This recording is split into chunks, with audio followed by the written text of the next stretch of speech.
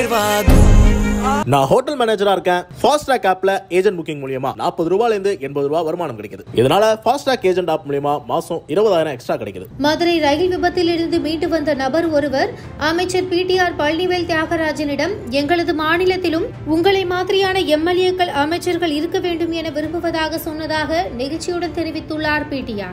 மதுரை ரயில் தீ விபத்தில் 9 பேர் உயிரிழந்த சம்பவம் நாடு முழுவதும் சோகத்தை ஏற்படுத்தியுள்ளது.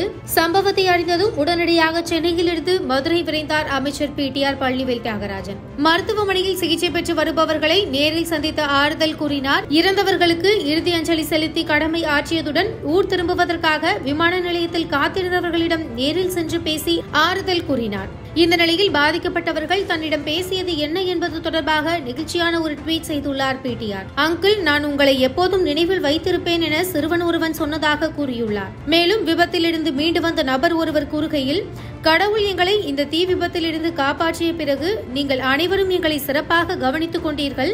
எங்களது மாநிலத்திலும் உங்களை மாதிரியான எம்எல்ஏக்கள் அமைச்சர்கள் இருக்க வேண்டும் என நாங்கள் விரும்புகிறோம் என தெரிவித்ததாக நெகிழ்ச்சியுடன் பதிவிட்டுள்ளார் PTR.